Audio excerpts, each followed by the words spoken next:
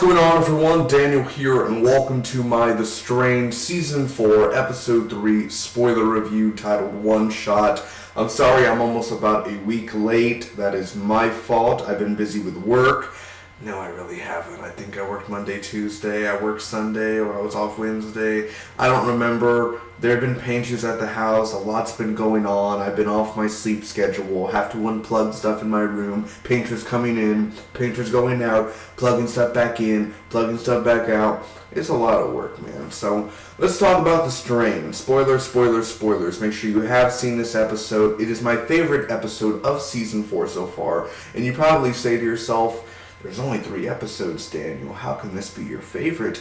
Well, as of so far, I think episode 3 is the strongest, the most beautiful filmed one, the atmosphere, the scenery, and for characters-wise, I really just enjoyed the arcs of what these characters went through during this episode, because there's not a lot of lazy writing in this one, in my opinion. So let's go ahead and get down. I'm going to start off with your recap. It should take me less than 2 minutes. Let me read it from the journal right here, give you the recap, and then go on to the pros, cons, and final score.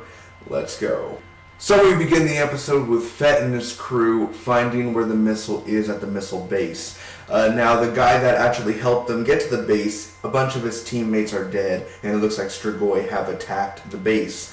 Now, when Quinlan goes up to where the missile is at, he ends up getting shot and falling down a very long way. Surprised he didn't end up getting totally murdered or killed from falling from that distance and landing on his head. He didn't, but landed on his back. Quinlan is down for the count at the moment, so Ephram is mixing rat poison. His plan is to get the rat poison and put it into the truck where the human blood is put for the Strigoi and pumped in the truck.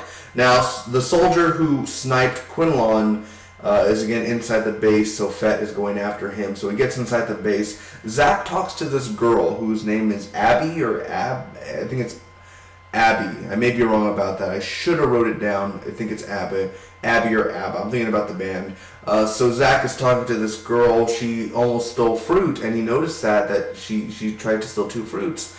And he goes up to her and says, hey, talk to me here. Are you hungry? Do you want something? You want the stick? You know what I'm saying? And she ended up saying, you know what? If you're willing to help me, yeah, I'll take it. All right, thank you.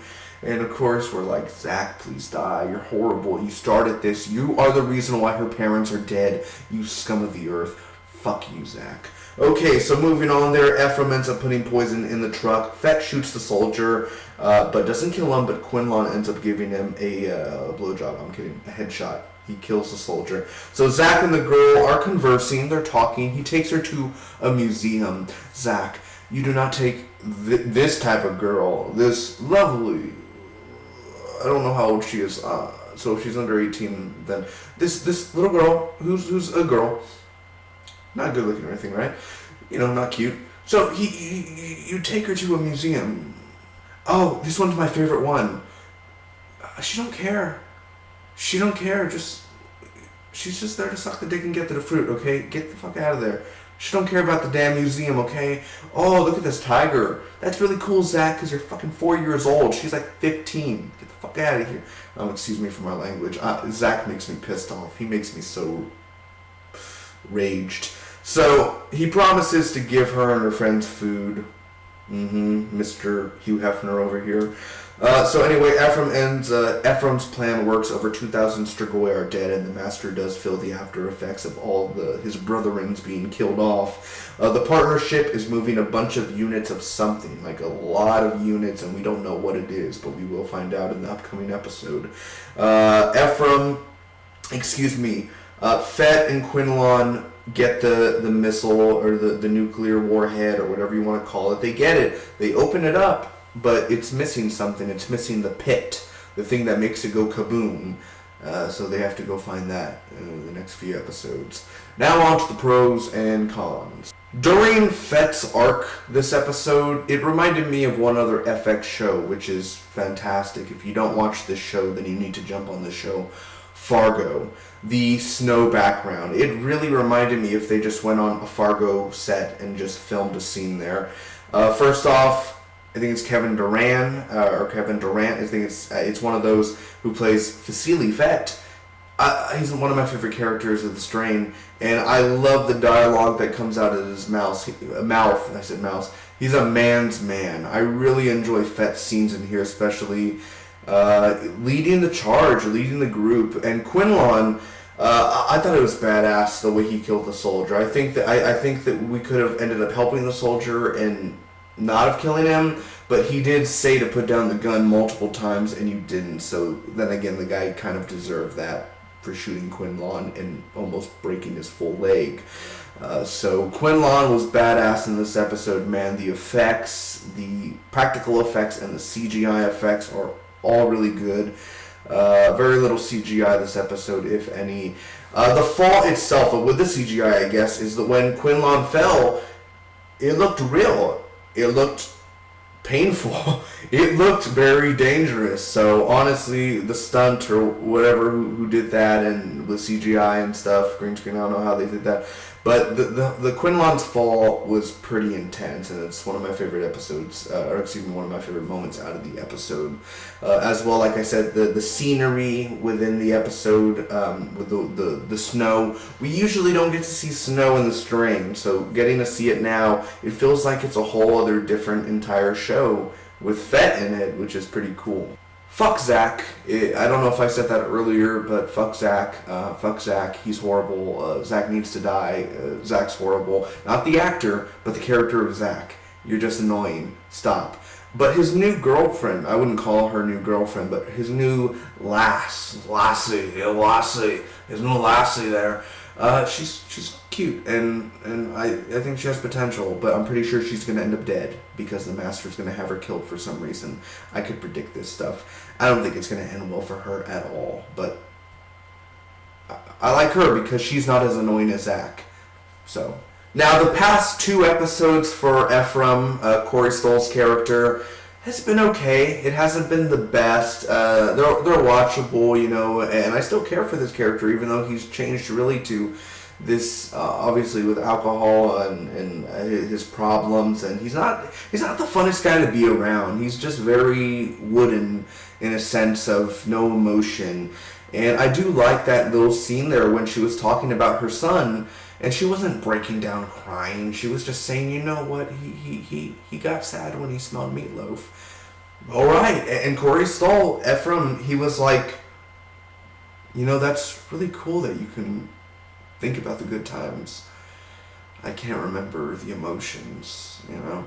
Yeah, because your son freaking caused the apocalypse. But anyway, fuck Zach. Fuck Zach. Ephram himself, and actually having that little moment there made my heart kind of beat a little bit more. It actually meant like, holy crap, like he's acknowledging stuff now. He's actually, you could see it in his eyes, you could see it in his face, and I thought that was genius to actually include that in there. Just this interaction with another human. I hope it doesn't lead to a relationship. Please do not lead to a relationship. We already have enough relationships with Fett and this new girl. Come on, Dutch, get back with Fett. Y'all could do it. But the thing is, again, that little small piece that there is still a human inside Ephram, where yeah, he's fighting and he's working hard and trying to destroy the Strigoi, but as well, he has a lot of demons to fight and a lot of stuff to bury, and there's a lot of hatchets to bury for him and what he's gone through over the past few months in the storyline. So it's really cool for him to actually say that and reveal, like, hey, I can't remember the emotions and all that of me and my family. All I remember is the bad, and at least we got that out of him. Now going on to the cons, some of this may seem ridiculous to you guys, and I absolutely agree 100%, but just bear with me here. First off, fuck Zach. Zach's not killed. Why is Zach not killed? Zach, why? Oh, come over here. It's a place where I go when I'm lonely. A museum. Oh, cool, bro.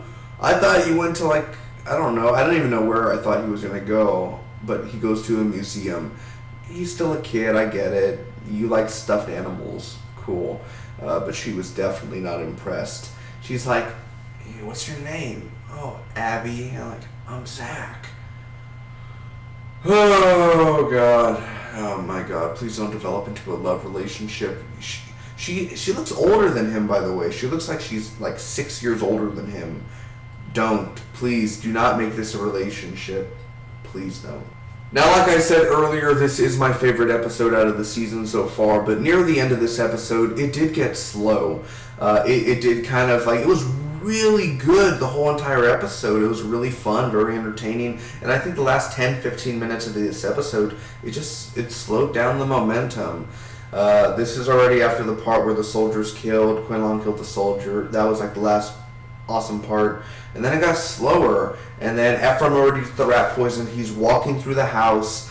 A bunch of dead Strigoi dying. And it's cool to see the Strigoi dying and stuff, but it was nothing of, you know, I think they ended the episode on a point where there's a bunch of units moving. The partnership is moving a bunch of units. And that's the way they end the episode. How's that, like, you know, end on a big cliffhanger or something? That's nothing. Oh, they're moving a bunch of units. I wonder what they are. I don't know. Probably people. I'm not sure. But I just don't understand why you end on that type of note. I'd rather you have ended it with Fett and them not finding the warhead in the pits missing. That would have been a way better ending there. I know they're going to show us, like, next week or in the next few episodes, but where the hell is Satrakian? Why? Is David Bradley busy doing something else? Last thing I checked, spoiler alert, he got killed off in Game of Thrones. So where is he, man? Where's my boy, man? Where's David Bradley? Where is he? Where's my good old Satrakian? Stop that. I really need to see him again. Please show us Satrakian. I miss him. I love him. The Professor. Ah, yeah. Even though I think them showing the pit missing would have been a better ending, I really don't like the direction how the pit's missing. It's like, really? Really? So somebody got the pit from the warhead and then put the warhead back on. Like, unless they hit... they said, like, the Strigoi must have got it or something. Why? I don't understand. I don't know where we're going with this. Why can't they already have the warhead? They go back and save Satrakian and save Dutch. Why don't they go do that? I think you already got the warhead. Head back home. Come on, get back to the Professor. But no. I don't even think he knows the Professor is in that situation. So there's a whole bunch of to this whole section here where I just want them to get back to... I want everyone to reunite again, but next week they're going to show Dutch, they're going to show Gus, and they're not going to really pay attention to Fett or Ephram, most likely. It's going to be one of those where they go back to this character. Next week they don't show that character, they go back to this character. Show them all, try to fit it all in there, make it an hour and a half each episode, and let's get more in there. Well, ladies and gentlemen, boys and girls, I'm going to give The Strain Season 4, Episode 3, a solid B. Thank you guys so much for watching. If you enjoyed, make sure to like, comment, share, and hit that subscribe button. I really do appreciate it. You guys are awesome. We have only, 7 more episodes? I think it's a 10-episode season. So we only got 7 episodes, maybe 9 episodes if it's 13 or something. So it's coming down, man. The weeks are going to go by fast, so please enjoy this, man. Upcoming TV shows that I am reviewing, make sure to stay tuned for that. The final season of *Halt and Catch Fire*, which airs August 19th. On August 20th, I will be reviewing *The Last Ship*, Season 4. And in October, I'll be reviewing *Mr. Robot* Season 3, so please stay tuned for those. Like, comment, share, hit the subscribe button. Again, if you guys enjoyed the video and review, I'll see you next week for more of The Strain reviews. Till next time, bye-bye.